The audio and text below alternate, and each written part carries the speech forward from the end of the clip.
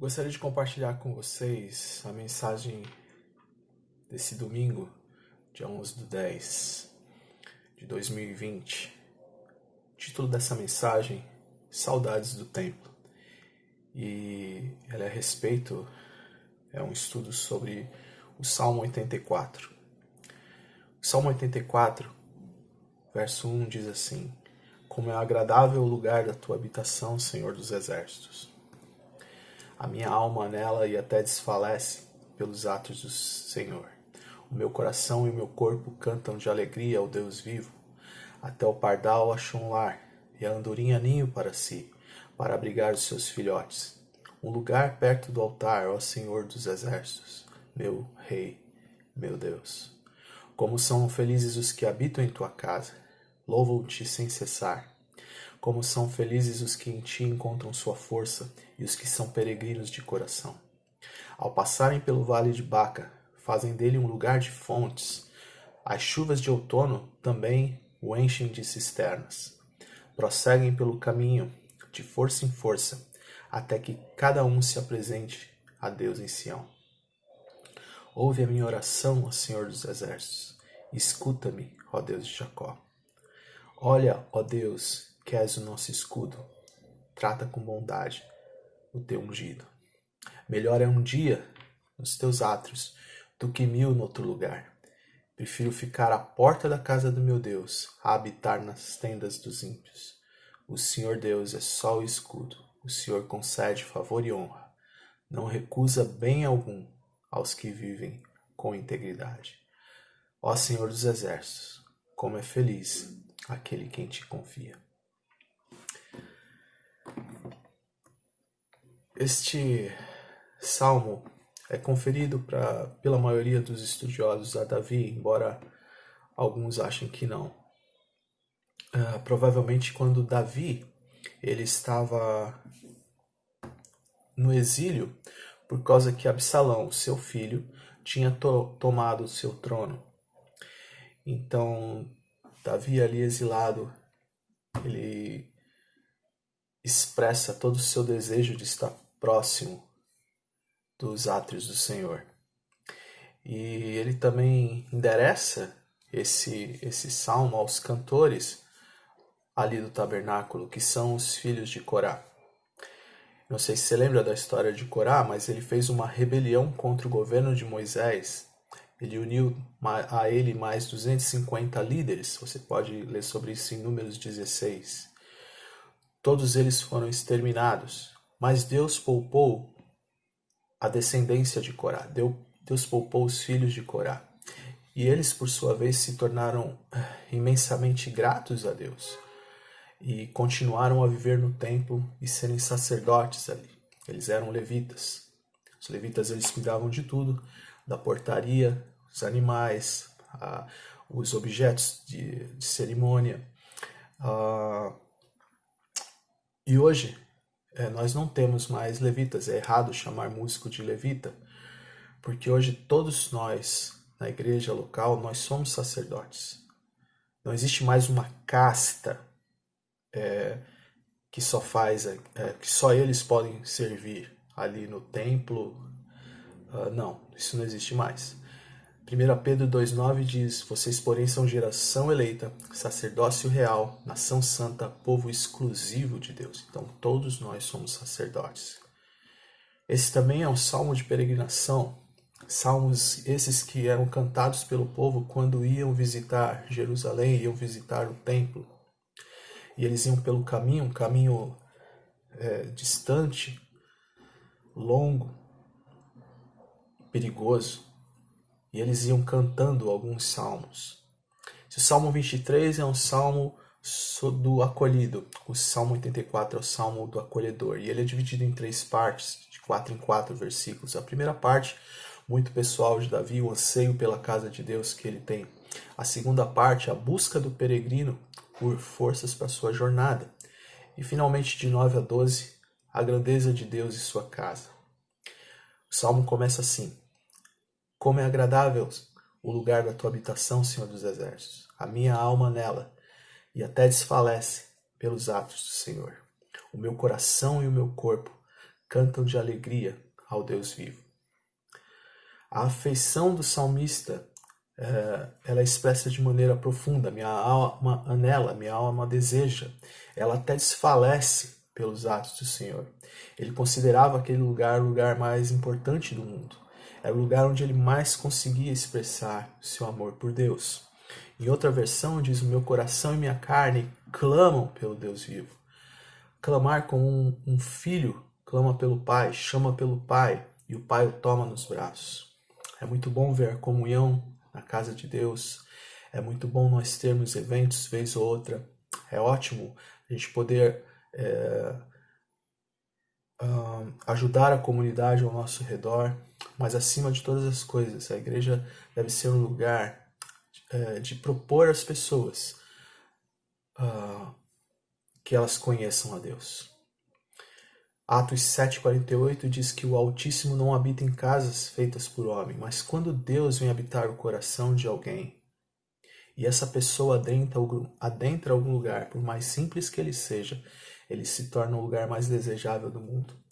Não existe lugar na terra que se assemelhe mais à eternidade do que o ajuntamento dos crentes na igreja local. Quando os santos se reúnem em espírito e verdade para adorar ao Senhor, nada na terra se aproxima da realidade celestial. Olha o que Paulo fala a respeito da importância do culto em 1 Coríntios 14, 24 e 25. Mas se entrar algum descrente ou não instruído, quando todos estiverem profetizando, ele por todos será convencido de que é pecador, e por todos será julgado, e os segredos do seu coração serão expostos, e assim ele se prostrará rosto em terra e adorará a Deus, exclamando: Deus realmente está entre vocês. Paulo está dizendo aqui que quando entrar em uma igreja alguém que não é cristão e começar a ouvir a exposição das Escrituras, porque é isso que quer dizer com profetizar, e essa pessoa, pela graça de Deus concedida pelo Espírito Santo, entender aquilo, essa pessoa será convencida do pecado. Esse é o quebrantamento trazido pela exposição clara, objetiva, racional das Escrituras e do poder do Espírito Santo, e torna o local de culto um lugar tão admirável, como é agradável o lugar da tua habitação, Senhor dos Exércitos. Não havia superstição nesse amor. Ele amava a casa de Deus porque amava o Deus da casa. O seu coração, a sua carne, eles gritavam, não pelo altar, não pelo castiçal, mas para o seu próprio Deus. E os versos 3 e 4 dizem: até o pardal achou um lar, a andorinha ninho para si, para abrigar os seus filhotes. Um lugar perto do altar, ó Senhor dos Exércitos, meu Rei, meu Deus, como são felizes os que habitam em tua casa, louvam-te sem cessar. O autor do Salmo lembra que alguns pássaros fizeram do templo um lar para si e para suas famílias. E ele os tem como abençoados por morarem na casa do Senhor. Primeiro ele fala do pardal, um pássaro que é simples, que está em todo lugar, que ninguém dá muita atenção, que era um dos animais ali do templo mais baratos, custava 1,16 avos de um salário de um dia. Ou seja, ninguém ligava para ele. E ele nos lembra muito aqueles que parecem ser invisíveis à sociedade, mas que encontram acolhimento no coração de Deus. Deus tem um propósito para cada um de nós, e ninguém é dispensável. A andorinha, por sua vez, é um pássaro migratório, que viaja quilômetros e quilômetros, muda sempre de direção, um pássaro de natureza inquieta. Porém, na casa do Senhor, esse pássaro não só parou, como ele fez um ninho para si. Nos lembra aqueles que vagam por tantas direções, procurando um propósito na vida, não encontram paz nos relacionamentos, na carreira, nas religiões, mas ao entrarem na casa de Deus, ao serem impactados pelo amor do Senhor, eles encontram paz para suas vidas, um lugar perto do trono de Deus e sua salvação. O que me chama a atenção nesses dois momentos desse trecho do Salmo, primeiro é a eloquência da aflição de Davi. Banido, ele inveja as andorinhas, ele inveja os pardais que haviam feito ninho próximo à casa de Deus, ali na casa de Deus. Ele não inveja Absalão, ele não inveja o trono que foi tomado, mas ele inveja os pássaros por estarem perto do tabernáculo do Senhor. Existe uma engenhosidade também nessa oração. É como se ele dissesse, por que os pardais e as andorinhas deveriam estar mais perto do teu altar do que eu estou, Senhor dos Exércitos, meu Rei e meu Deus? O Senhor nos fala em Lucas 12:7, não tenham medo, vocês valem mais do que muitos pardais. Ele clama, meu Rei, meu Deus. É um meu duplo, como alguém que agarra o Senhor, pede ao Senhor, não me deixe sem atender isso que eu te solicito. Eu quero habitar em tua casa. Esse é o privilégio que eu quero. Alguns pássaros vão acima da casa de Deus. Outros ocasionalmente pousam em seu telhado. Mas só alguns realmente pousam e fazem seus ninhos e criam seus filhos. E esse é o privilégio que o salmista quer. Como são felizes os que habitam, que fazem dessa casa sua morada e também de seus filhos. Porque um lugar legal para se criar filhos é dentro da igreja, meu irmão. Quantas e quantas pessoas foram criadas na igreja, depois ganharam asas. Aí esses adolescentes, esses jovens, eles têm filhos, se casam, têm filhos, olham para o mundo, um mundo terrível, e eles falam, não, peraí, eu era feliz e não sabia. Eu quero voltar para a casa do Senhor, porque eu quero que meu filho seja criado lá. Então eu encorajo a você a orar pelo ministério infantil. Encorajo a você estar participando desse ministério de alguma forma. Porque não existe um lugar melhor para se criar uma criança do que a casa de Deus. E a razão desse desejo de estar na casa de Deus é, sobretudo, louvar ao Senhor. Ele diz, como são felizes os que habitam em tua casa, louvam-te sem cessar, louvam-te continuamente. O Salmo prossegue na parte 2 da busca do peregrino por forças para a sua jornada. Versos de 5 a 7. Como são felizes os que em ti encontram forças, e os que são peregrinos de coração, ao passarem pelo vale de Baca, fazem dele um lugar de fontes, as chuvas de outono também o enchem de cisterna. Prosseguem o caminho de força em força, até que cada um se apresente a Deus em Sião.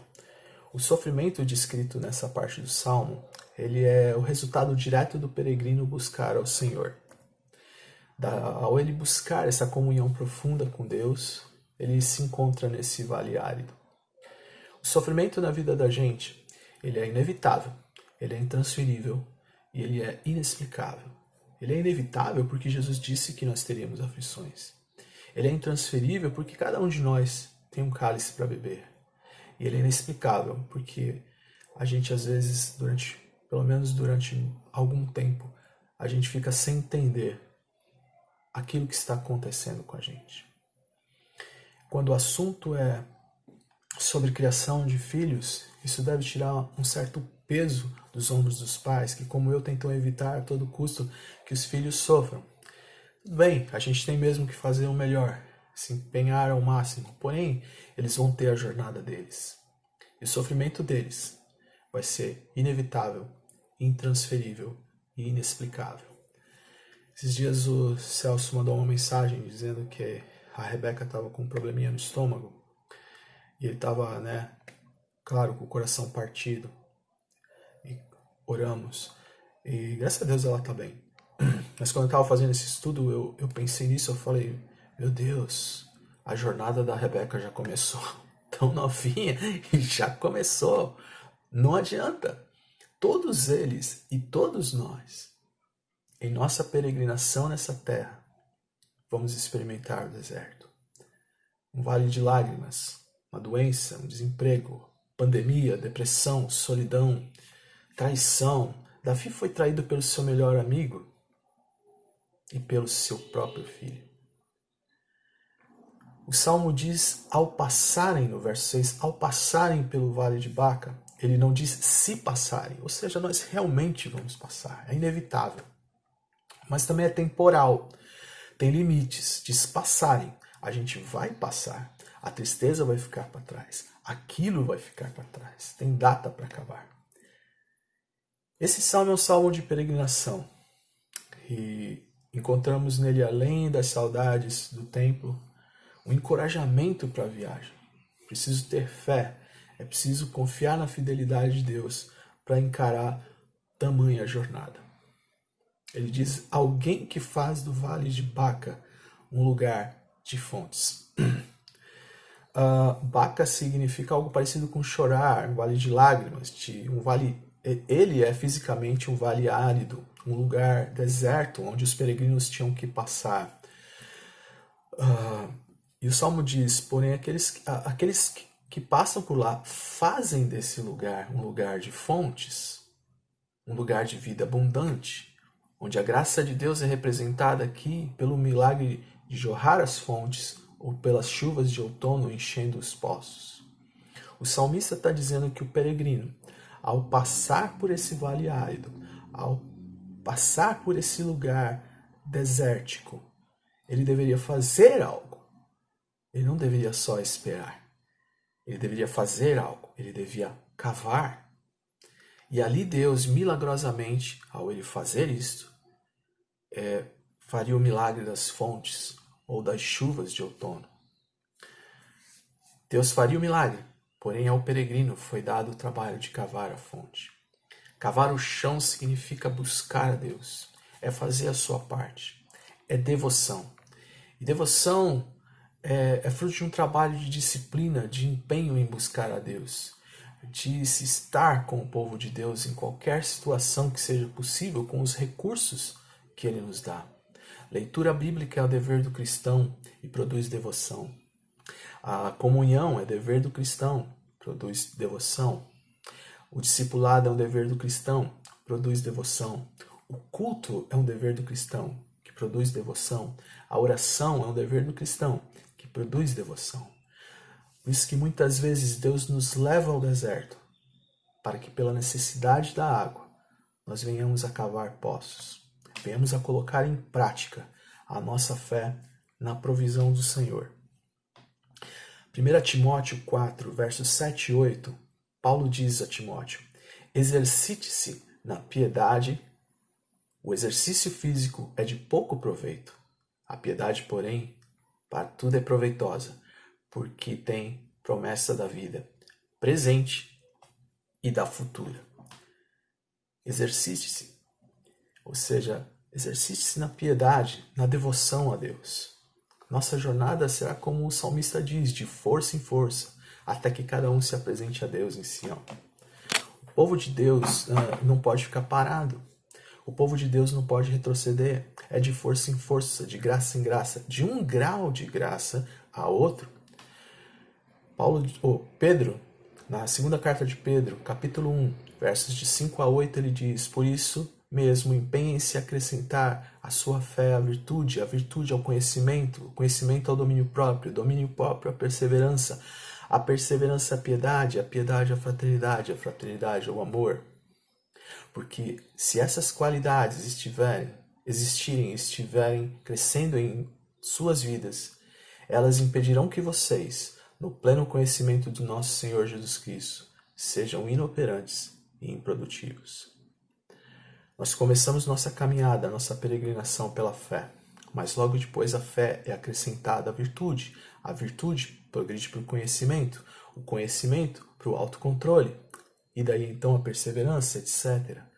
Até que estejamos face a face com o Senhor. Então não tem descanso até lá, é de força em força. Verso 8 diz: ouve-me oração, ó Senhor dos Exércitos, escuta-me, ó Deus de Jacó. Aqui Davi nos mostra que, apesar de estar no meio do deserto, com saudades do templo do Senhor, exilado, a oração não se limita ao templo. Se a nossa comunhão com Cristo só funciona se nós estivermos no templo, a gente precisa repensar nossa vida com Deus. Porque assim como Deus permitiu um Saul exilar Davi por muito tempo, e depois um Absalão exilar Davi por muito tempo, ele pode, nos dias de hoje, nos exilar desse lugar, do templo, da igreja, da comunhão física por muito tempo. Aliás, ele fez isso. É importante nós estarmos na igreja local fisicamente. É importante a gente ter comunhão fisicamente. mas é importante nós aproveitarmos todos os recursos para estarmos em comunhão, assim como Paulo fez quando ficou na prisão. O salmista tinha uma saudade enorme do tabernáculo do Senhor.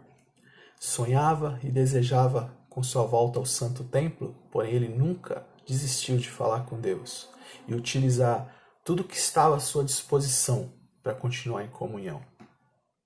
E chegamos à parte 3.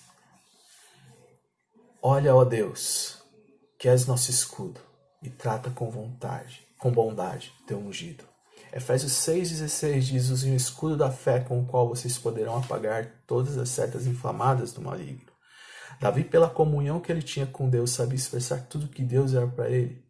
Porque um cristão não pode passar a vida toda dizendo, quando perguntado sobre quem Deus é em sua vida, falar: ah, Deus é tudo para mim. O que é isso? O que é tudo? Falta vocabulário. E falta vocabulário porque falta relacionamento. Falta experiência, falta comunhão verdadeira com Deus. Se aqui para Davi ele é um escudo, em outras circunstâncias o Senhor foi o pastor que nada deixou faltar. Em outra, ele conta a Saul que quando era pastor de ovelhas, um leão roubou uma ovelha dele. Ele foi atrás do leão, pegou o leão pela juba, arrancou a ovelha da sua boca, feriu o leão e o matou. Um cara que tem uma vida dessa com Deus, ele sabe a força que o Deus dele tem. Agora, eu e você, meu irmão, temos o mesmo convite a viver aventuras de fé com o Senhor. Eu penso que Deus nos pergunta nesse instante: quem sou eu para você? Você confia que eu vá te levar até o fim dessa jornada? Versos de 10 a 12 diz: melhor é um dia nos teus atos que 1000 no outro lugar. Prefiro estar à porta do meu Deus a habitar nas tendas dos ímpios. O Senhor é sol e escudo. O Senhor concede favor e honra. Não recusa nenhum bem aos que vivem com integridade. Ó Senhor dos exércitos, como é feliz aquele que em ti confia. Melhor é um dia nos teus atos do que 1000 no outro lugar. Imagina o seguinte: Deus chega para você e fala: esse é o teu último dia aqui na terra. Amanhã você vai morrer. Reflita onde você passaria esse último dia. Eu imagino que muitos de nós gostaríamos de passar esse último dia com os familiares, as pessoas que nós mais amamos, aproveitando esses últimos momentos. Mas ao ler esse verso 10, a impressão que eu tenho é que Davi está falando: se eu tivesse apenas um dia para viver nessa terra, eu queria viver na tua casa. A vida em comunhão, ela é uma bênção. É na vida em comunhão que Deus vai desenvolvendo em nós posturas que devemos ter. Não dá para viver, por exemplo, como nas redes sociais, descartando, bloqueando, colocando em modo soneca da mesma forma os amigos que a gente tem aqui. De jeito nenhum. Uma coisa é a rede social, outra coisa é a vida que a gente tem ali nos atos do Senhor, no templo, na igreja local, com os irmãos de verdade. Aquilo ali, o Facebook, o Instagram, ou seja lá o que for, não é a realidade. A vida verdadeira é para ser vivida na comunhão, apesar dos seus espinhos. Quando você é criança, adolescente, a gente fala: olha, hoje eu não vou assistir a aula, o malandrinho até mata a aula. Mas isso é postura de criança, isso é postura de responsável. À medida que a gente cresce, nós temos responsabilidades. Não dá para dizer: não vou acordar cedo hoje. A gente tem que trabalhar, a gente tem que pagar as contas. Tem gente que depende de nós. Então crescer é dolorido, mas crescer é maravilhoso, porque só cresce quem tem saúde. Seja uma planta, seja um animal, ou seja uma pessoa. Crescer é saúde. E crescer biblicamente vai além do físico. Por exemplo, a Bíblia diz a respeito de Samuel, filho de Ana, 1 Samuel 2, 21. O Senhor foi bondoso com Ana. Ela engravidou e deu à luz a 3 filhos e 2 filhas. Enquanto isso, o menino Samuel crescia na presença do Senhor. O texto é claro em nos mostrar a graça de Deus, fazendo esse menino crescer, mas não só fisicamente, mas crescer na presença de Deus. Aí mesmo em 1 Samuel, no capítulo 3, verso 19, diz assim: o Senhor estava com Samuel enquanto este crescia e fazia com que todas as suas palavras se cumprissem. Então aquele menino é como uma boca de Deus para as pessoas, para a comunidade. Acerca de João Batista, um outro exemplo, a Bíblia diz em Lucas 1,80: e o menino crescia e se fortalecia no espírito e viveu no deserto até aparecer publicamente a Israel. A nossa igreja em São Vicente tem um versículo lema: cresçam, porém, na graça e no conhecimento do Senhor, do nosso Senhor e Salvador Jesus Cristo. 2 Pedro 3,18. Por isso que nós, como pais, nos preocupamos com a educação, a alimentação dos nossos filhos e, sobretudo, devemos nos preocupar em investir no seu crescimento espiritual. Por isso peço que você preste atenção em algo. Um filho não se desvia na faculdade. Um filho vem se desviando ao longo da vida. Lá, em algum lugar escondido do coração dele, está uma incredulidade. E uma vez quando eles ganham asas, eles a põem para fora. Então, preste atenção, converse com seu filho. Jesus Cristo não é um cara punitivo. Ler a Bíblia não deve ser um chicote. Mas nós devemos levar eles a conhecer o verdadeiro Jesus e terem um relacionamento pleno com Ele. A Bíblia nos mostra, através da vida de Samuel, de João Batista, de Davi e tantos outros, que eles não só cresciam fisicamente, mas o crescimento também era espiritual. Eles eram gigantes na fé. João Batista vivia no deserto e a sociedade não conseguiu mudar nem as suas roupas, nem a dieta, muito menos a cabeça dele. Pelo contrário, ele mudou, ele influenciou a comunidade onde ele vivia. Ele era um cara com uma mensagem difícil: arrependam-se, porque é chegado o reino de Deus. E as pessoas se arrependeram, e as pessoas o seguiram, até que Jesus iniciasse o seu ministério. Não é pela frequência nos cultos que a gente sabe que alguém é de verdade um cristão. Conquanto frequentar os cultos seja um sinal de saúde espiritual. Mas não é tudo. É pelos frutos que se conhece as árvores. Nós nos comportamos de acordo com o que temos no coração. 1 Samuel, voltando à história de Samuel, 1 Samuel 2,26 diz: e o menino Samuel continuava a crescer, sendo cada vez mais estimado pelo Senhor e pelo povo. As pessoas viam nele um rapaz diferenciado. Todos já notavam isso nele. E é claro, Jesus falava a respeito de João Batista, que entre os nascidos de mulher nunca surgiu alguém maior do que ele. Então eu digo para você que é jovem, queira crescer, mas queira crescer como um homem e uma mulher de Deus. E nós também, que já somos mais velhos de idade, que nós desejamos crescer como homens e mulheres de Deus, porque às vezes a idade não quer dizer nada. Às vezes a pessoa tem muita idade, mas é imatura espiritualmente. E é na comunhão de Deus, no exercício da comunhão, no cuidado mútuo de um com o outro, que nós vamos crescendo. Ter a carreira é necessário, ter um diploma é ótimo. Nada contra semestre, doutor, mas nunca se esqueça que o homem mais sábio depois de Jesus que já habitou essa terra, ele foi estúpido o suficiente para se afastar dos caminhos do Senhor. Paulo escreveu sobre as coisas que a humanidade mais amava, que ele havia perdido todas. E, no entanto, ele considerava todas elas como esterco para poder ganhar a Cristo. Filipenses 3,8. Ainda no verso 10, o salmista continua: prefiro ficar à porta da casa do meu Deus a habitar nas tendas dos ímpios. Ser porteiro, naquele tempo, ou mesmo do nosso tempo, é uma função honrosa e vital no tabernáculo e no templo e na igreja. Os porteiros devem ser os primeiros a receber as pessoas e os últimos a despedi-las no final do culto. Eles agem em sintonia, colaborando com o fluir do culto, arrumando as cadeiras, o clima, tudo, mostrando que se Deus tem um cuidado por essas coisas que formam um bom ambiente, imagina o cuidado que ele não tem pelas pessoas.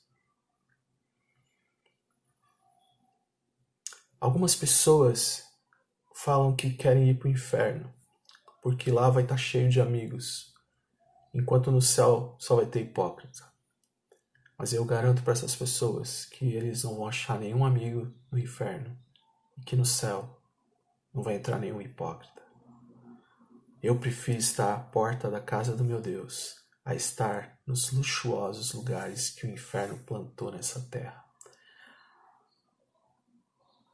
O salmista amava a Deus e amava a casa de Deus. Existe um episódio que quando Salomão vai construir o templo de Salomão, Davi não pode construir aquele templo, mas ele pode doar algo para o templo. Ele doa 105 toneladas de ouro. E depois ele doa 42 toneladas de prata para o revestimento das paredes. 1 Crônicas 29. Aquele homem tinha um zelo muito grande pela obra de Deus, pelo templo do Senhor. E eu louvo a Deus pelos os irmãos que se esforçam tanto em contribuições, em cuidar da casa de Deus, limpando na portaria, nos ministérios. Senhor, seja louvado pela vida de vocês e que cada vez hajam mais pessoas contribuindo para a nossa edificação. Verso 11, o Senhor Deus é sol e escudo. Ele é a fonte de todo bem, ele é a defesa de todo mal. Um sol para os dias felizes, um escudo para os dias perigosos. Um sol acima de tudo, um escudo ao nosso derredor. Uma luz para mostrar o caminho, um escudo para afastar os perigos. Deus é generoso, ele se curva à nossa necessidade como um pai amoroso, indo na direção do filho aflito. O Senhor concede favor e honra, e não recusa bem algum aos que vivem com integridade.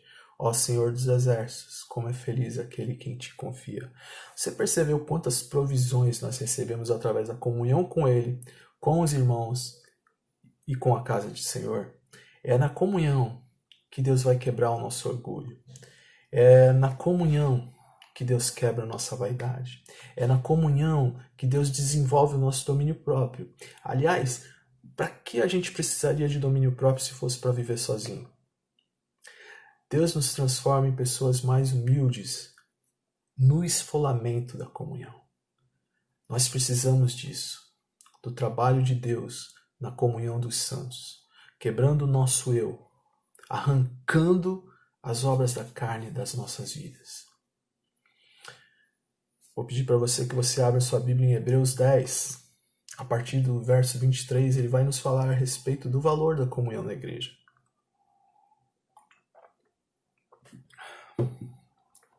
Hebreus 10, 23 diz: apeguemo-nos com firmeza à esperança que professamos, pois aquele que prometeu é fiel. Ele está falando aqui do elemento particular da nossa fé. Ele está falando, Naldinho, creia, apega-se àquilo que você creu no início, creia. Mas a partir do verso 24, ele vai dizer que eu preciso de você, você precisa de mim, e nós precisamos uns dos outros. Hebreus 10, 24 ao 27. E consideremo-nos uns aos outros para incentivar-nos ao amor e às boas obras. Não deixemos de reunir-nos como igreja, segundo o costume de alguns, mas encorajemo-nos uns aos outros, ainda mais quando vocês veem que se aproxima o dia.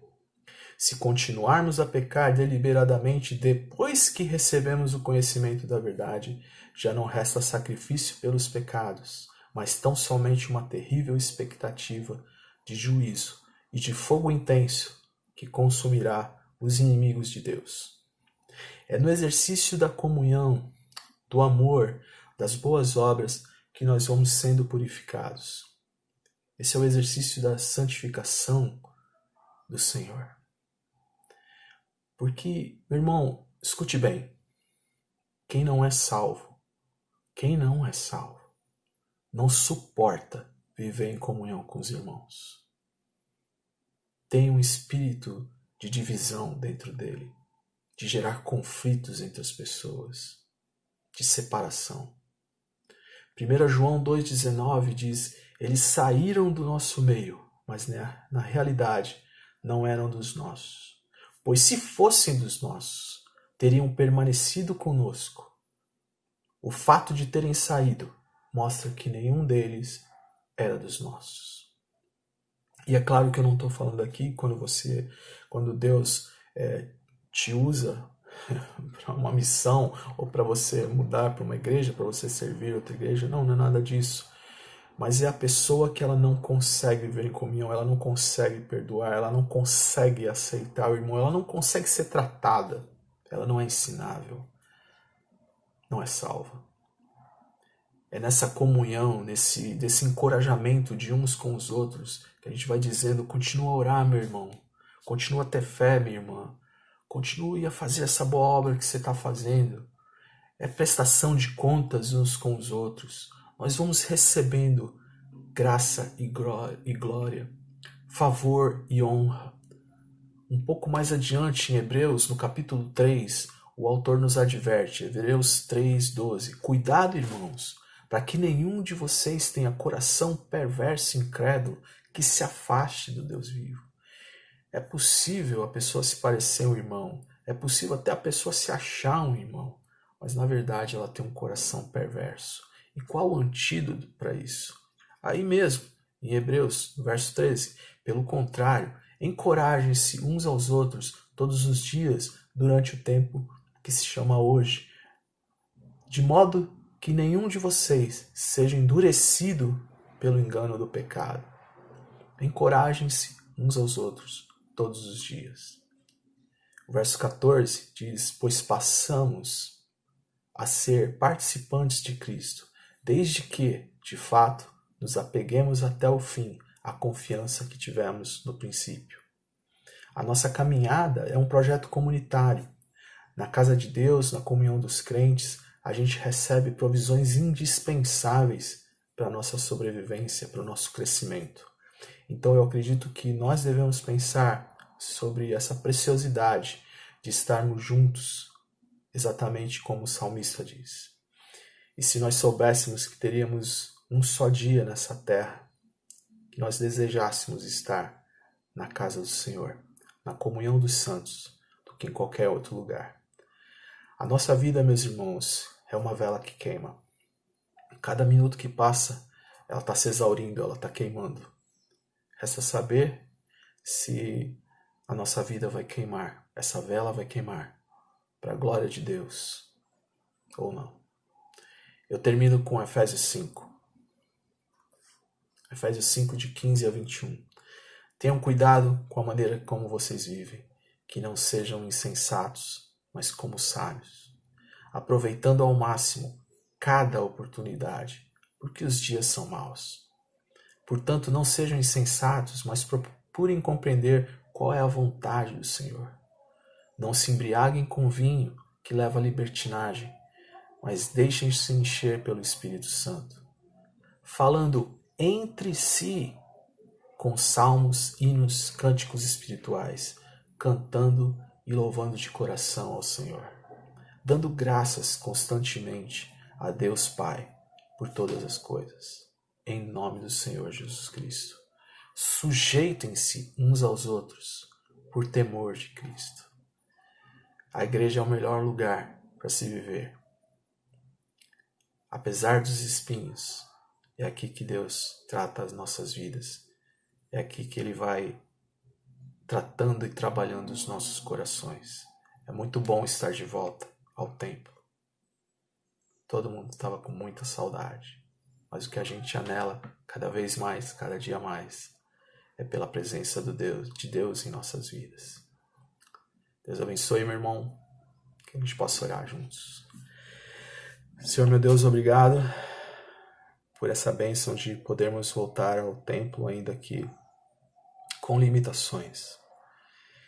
Eu te agradeço a todos que puderam comparecer e te agradeço a todos que estão podendo assistir essa mensagem de suas casas.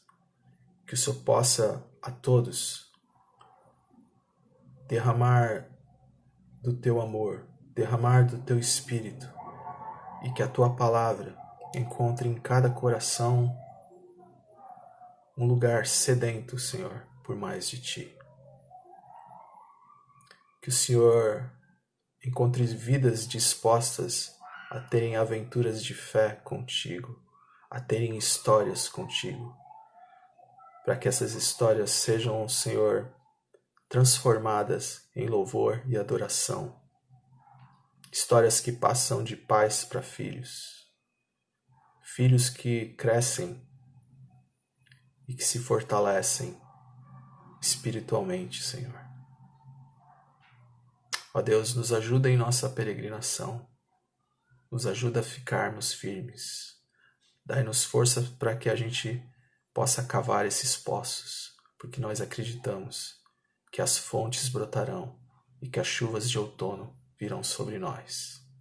Estamos felizes, porque não só as andorinhas e os pardais encontraram casa, mas nós também. Louvado seja o teu nome. Amém. Deus abençoe a você, meu irmão, em nome de Jesus. Deus abençoe.